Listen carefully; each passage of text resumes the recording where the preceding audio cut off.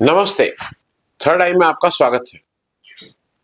हमारे जयशंकर साहब United kingdom में जाके, इंग्लैंड में जाके कह रहे हैं कि अगर पाकिस्तान हमारा पीओके दे दे तो सारे मामले सुलझ जाएंगे। मतलब ये मुझे कुछ अजीब सा स्टेटमेंट लगा कि Kashmir will be solved when part stolen by Pakistan returns. तो मैं इसको कुछ थोड़ा, अब मैं वैसे खराब शब्द नहीं यूज कर रहा हूं, लेकिन ये कुछ अजीब सा स्टेटमेंट था। देखिए, भारत की एक चीज समझ लीजिए, भारत की जो उत्तरी सीमा है वो, उसका जो हमारा सबसे सुंदर स्टेट भी है, उसका नाम है जम्मू कश्मीर। जम्मू कश्मीर 1947 में आजादी के बाद जब देश का बंटवारा हुआ तो जम्मू कश्मीर न पाकिस्तान का हिस्सा था न भारत का हिस्सा था। जम्मू कश्मीर में एक स्वतंत्र राज्य था जिसके महाराजा हरि सिंह जिसके शासक थे, और उन्होंने अक्टूबर महीने में 1947 अक्टूबर महीने में डिसाइड किया कि वो भारत के साथ आएंगे। मैं लंबी हिस्ट्री नहीं जा रहा हूँ क्योंकि उससे आप सब परिचित हैं, मैं शॉर्ट में बता रहा हूँ। उन्होंने ये डिसाइड किया कि वो भारत के साथ आएंगे और ये भी उन्होंने तब डिसाइड किया जब उनको ऐसा लगने लगा था कि जो पाकिस्तान से द्वारा प्रायोजित कबीले के लोग हैं, जो बेसिकली पाकिस्तान आर्मी ही के लोग, कुछ लोग ट्रेन थे, कुछ लोग मतलब वर्दी छोड़ के उस तरह के ड्रेस में आ रहे थे, वो कबायली जो है वो जम्मू कश्मीर पे कब्जा कर लेंगे। तब उन्होंने ये निर्णय लिया भारत के साथ कि हम भारत के साथ विलय करेंगे। हालांकि उससे पहले वो पाकिस्तान के साथ एक स्टैंड स्टिल एग्रीमेंट साइन कर चुके थे कि यथास्थिति कायम रहेगी। उसी तरह का वो एक एग्रीमेंट भारत के साथ भी साइन करना चाहते थे। हमारी रणनीति बिल्कुल साफ थी कि या तो तुम हमारे साथ आओ या फिर तुम स्वतंत्र राज्य जैसा चाहो वैसे करो। जम्मू कश्मीर की मैं इसलिए बात कर रहा हूं क्योंकि उसको लेके यहाँ पे इलेक्शन लड़े जाते हैं हरदम। एक इस तरह का एक हमारे दिमाग में बिठाई की जाने की कोशिश की जाती है कि ये कोई मतलब ये कोई दुश्मन जैसी स्टेट है। बार बार एक चीज को रेस किया जाता है, कश्मीरी ब्राह्मण, कश्मीरी पंडित, इस तरह की एक दिमाग में बैठाया जाता है कि वहां पे कोई इस तरह के लोग बैठे हुए हैं जो बहुत ही एंटी इंडियन है। मैं इस बात को इसलिए कह रहा हूं कि एक बड़ी बात, एक डिबेट शुरू की है जयशंकर साहब ने, और उस डिबेट को बिल्कुल बात है उसको आगे तक कंक्लूड करने तक ले जाना चाहिए। पहली चीज ये है कि ये जो जम्मू कश्मीर है उसका एक उसकी हिस्ट्री भी समझ लीजिए कि ये डोगरा राजाओं ने इस पे कब्जा किया था, इस एरिया को लिया था। फिर गुलाब सिंह साहब आए, जो जिन्होंने कश्मीर के पहले राजा जिन्होंने खरीदा अंग्रेजों से इस जगह को, और वो भारत के साथ रहा। जो अब एक चीज और समझ लीजिए कि कश्मीर का कुल मामला है क्या।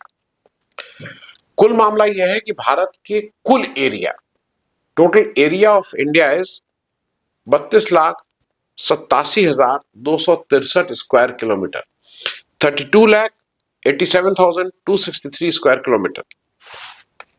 अब कश्मीर की हम लोग केवल बात करेंगे।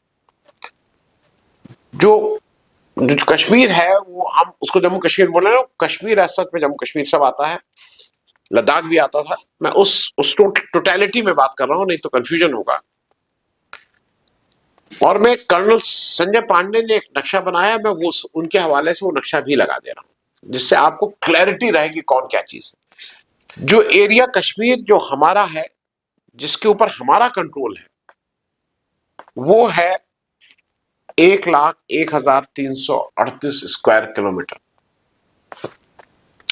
अब एक ऐसा एरिया कि ये स्टेट मर्ज कर गई भारत के साथ, ये भारत का अविभाज्य पार्ट हो गया, लेकिन पाकिस्तान ने उसके ऊपर कंट्रोल कर लिया, पाकिस्तान ने उसके ऊपर कब्जा कर लिया था अक्टूबर महीने में, जब जिस समय की मैं बात कर रहा हूं, और फिर वो वहां से गया नहीं।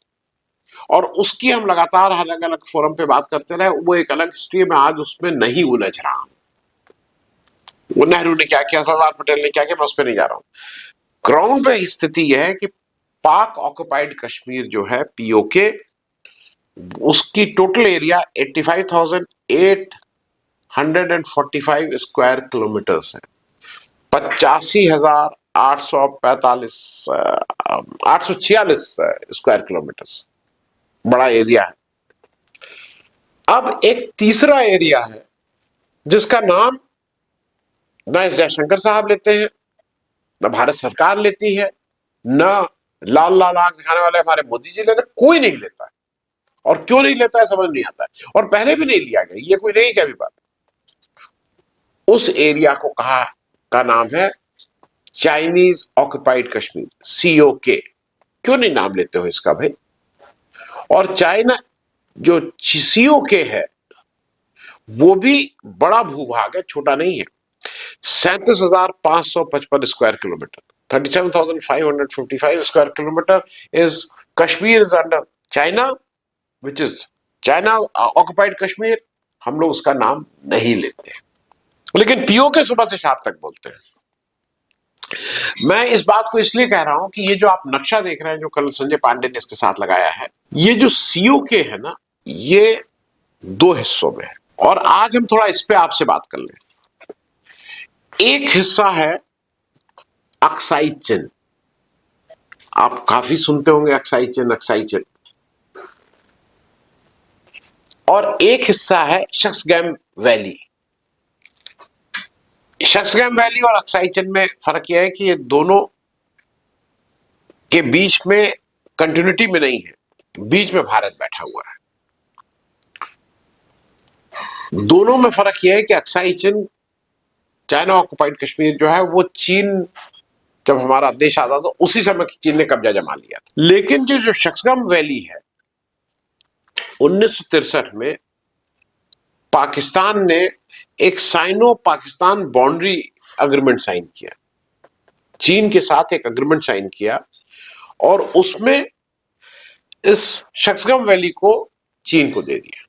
और वो 5,300 स्क्वायर किलोमीटर के आसपास का एरिया है। मतलब ये सब मैं अंदाज, मतलब एग्जैक्ट नहीं, करीब 5,300 स्क्वायर किलोमीटर चीन ने, अरे पाकिस्तान ने चीन को दे दिया। हमारी जमीन जो पाकिस्तान जिसके ऊपर कब्जा करके बैठा हुआ है, वो उसने गिफ्ट कर दिया चीन को। अब हम भारत की जगह है, अक्साई चिन है, शक्सगैम है, वो आप मैप पे देख लीजिए, बीच में छोटा सा हिस्सा हमारा भारत का है। चीन क्या है, चक्कर में रहता है, चीन हरदम चक्कर में रहता है कि जो हमारा हिस्सा भारत का है, एक तो नहीं, पहले तो COK उस कब्जा किया ही हुआ है, और साथ में आज जो भारत का हिस्सा उस पर चीन की नजर रहती है। चीन हरदम कोशिश में रहता है कि वो कंटिन्यूटी बन जाए, और वो एक हमारे लिए चिंता का विषय है। चिंता का विषय ये भी है कि क्यों आज तक हमारे सारे राजनेता, हमारी सारी पार्लियामेंट, हमारे सैन्य अधिकारी इस मामले को लेकर चुप हैं। और ये अगर आप संजय का आर्टिकल देखेंगे, मैं लिंक उसमें लगाने की कोशिश करूंगा नीचे, तो उनको भी ये ताज्जुब होता है। उसमें आप वो डिटेल पढ़िए उसको, एक wonderful research he has done. क्यों ये नहीं बताया जाता है? ठीक है, POK हमें सुबह से शाम तक बताया जाता है पाक ऑक्युपाइड कश्मीर, और बिल्कुल है, ईंट से ईंट बजा देंगे, पाकिस्तान से ले आएंगे, खींच के ले आएंगे, वो करके ले आएंगे। ये चाइना ऑक्युपाइड कश्मीर के बारे में एक भी बयान क्यों नहीं देते हैं? Why are so silent about it? कुछ चीजें मैं इसलिए आपके साथ सार्वजनिक कर रहा हूं। हम सब लोग 370 हट गया, 370 हट गया, मतलब जम्मू कश्मीर में वो बिल्कुल अमन चैन हो गया और मुसलमानों को ठीक कर दिया, इस तरह की एक हम नैरेटिव सेट करते हैं। लेकिन कुछ चीजें और समझ लीजिए।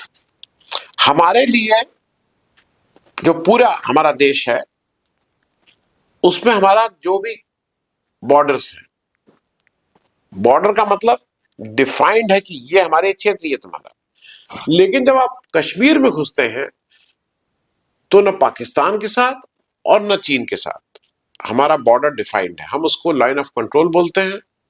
चीन में जाते हैं तो लाइन ऑफ एक्चुअल कंट्रोल बोलते हैं, बॉर्डर्स नहीं बोलते हैं। और किसी भी देश के लिए अगर आप बॉर्डर नहीं बोल रहे हैं तो ये बहुत अच्छी स्थिति नहीं है। हमारा बांग्लादेश से बॉर्डर है, हमारा भूटान से बॉर्डर है, म्यांमार से बॉर्डर है, हमारा पाकिस्तान से भी। जब जम्मू कश्मीर से बाहर निकलिए तो जब पंजाब, राजस्थान, गुजरात आते हैं तो हमारे बॉर्डर्स हैं। लेकिन जम्मू कश्मीर में जाते ही हमारे बॉर्डर नहीं हम बोलते हैं। ये बात मैं इस परिप्रेक्ष्य में कह रहा हूं कि स्ट्रैटेजिकली आपने कितना गलत किया है। आपका जो ऐसा स्टेट जहां का एक बड़ा भूभाग आपके दुश्मन राष्ट्र के कब्जे में है, पाकिस्तान हो या चीन हो, उसको आपने डाउन साइज कर दिया, जबकि उसको तो और स्टेट को और तगड़ा बनाना था। उसको आपने स्टेट से यूनियन टेरिटरी बना दिया। आप पूछेंगे इससे फर्क क्या पड़ता है? एक स्टेट है अरुणाचल प्रदेश, पहले असम का पार्ट होकर नेफा बोलते थे, नॉर्थ ईस्टर्न फ्रंटियर। अब उसको हमने अरुणाचल को एज अ स्टेट ताकत दी, उसको हमने स्टेट बनाया, राज्य, अपनी खुद मुख्तारी है, पूरा स्टेट है।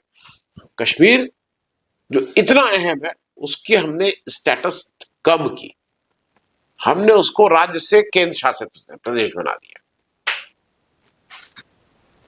ये एक स्ट्रैटेजिकली एक गलत काम हुआ है, कोई नहीं बोलता है, लेकिन ये आपको समझना होगा। एक चीज मैं छोटी सी चीज कह के और वो करूं, जम्मू कश्मीर में जमहूरियत, डेमोक्रेसी 1947 से पहले इलेक्शन होते थे। जो राजा था उस समय के हरि सिंह, 1934 में उन्होंने वहां प्रजासभा बना दी थी। 75 लोग प्रजासभा में होते थे, 33 इलेक्टेड मेंबर होते थे, 30 नॉमिनेटेड और 12 एक्स ऑफिशियो, मतलब गवर्नर साहब ये वो एक्स ऑफिशियो, 75 होते थे। 1934 में वहां पहला इलेक्शन हुआ, मुस्लिम कॉन्फ्रेंस नंबर 2 की पार्टी होकर उभरी, 14 शायद उसके इलेक्ट हुए थे। फिर 1938 का इलेक्शन हुआ और 1939 में 1939 में वहां 34 इलेक्शन हुआ, 30 इलेक्शन हुआ। 1939 में मुस्लिम कॉन्फ्रेंस ने अपना नाम नेशनल कॉन्फ्रेंस कर लिया, जिसको आज आप देखते हैं, शेख अब्दुल्ला ने। और शेख अब्दुल्ला ने कश्मीर की स्वतंत्रता की लड़ाई लड़ी, 1947 में उस इलेक्शन का बैकआउट किया। और आज जब कश्मीर को हम देखते हैं तो आज कश्मीर की, मैं फिर क्योंकि बहुत लंबा हो जाएगा, डिटेल में करने में दिक्कत होगी, आज आपको सुन के एक ताज्जुब होगा कि जम्मू कश्मीर के टोटल जो सीट है वो 114 सीट है जम्मू कश्मीर में। यूनियन टेरिटरी है, लद्दाख को किनारे कर दिया, उसका रिप्रेजेंटेटिव नहीं। जम्मू कश्मीर में 114 सीट है, 24 सीट। जब से देश आजाद हुआ तब से हम जब भी वहां इलेक्शन होता तो एक सीट को हम कहते थे ये हमारी सीट है जो पाक ऑक्युपाइड कश्मीर के लिए रखी गई, क्योंकि हमारा हिस्सा है। जिस दिन हमें मिल जाएगा उस दिन वहां के लोगों, वहां के एमएलए और एमपी होंगे। हमने वहां 114 में से 24 सीट पाक पीओके के लिए करके रखी है। 90 सीट पे इलेक्शन होता है। किसी ने पूछा कि चाइना ऑक्युपाइड कश्मीर के लिए कोई सीट रखी गई कि नहीं? लोग कहेंगे वहां कोई लोग रहते ही नहीं। उसका जवाब ये होगा कि वहां कोई नहीं रहता है। कोई नहीं रहने दीजिए, एक एक सीट कर दीजिए, सांकेतिक रूप से कर दीजिए। रहे तो मैप में, रहे तो दस्तावेज की एक चाइना ऑक्युपाइड कश्मीर भी हमारा है, क्यों नहीं करते? तो मेरे हिसाब से जयशंकर साहब ने जब ये प्रश्न उठाया है तो ये प्रश्न पे भी जवाब देना चाहिए कि चाइना ऑक्युपाइड कश्मीर की बात आते ही, चीन की बात आते ही मुंह में ताला क्यों लग जाता है? क्यों नहीं आप बात करते हैं कि नहीं, हमें हमारा कश्मीर पूर्णता में चाहिए, चाहे वो पाकिस्तान के पास ने कब्जा कर रखा हो और चाहे चीन ने। थैंक यू सो मच, धन्यवाद।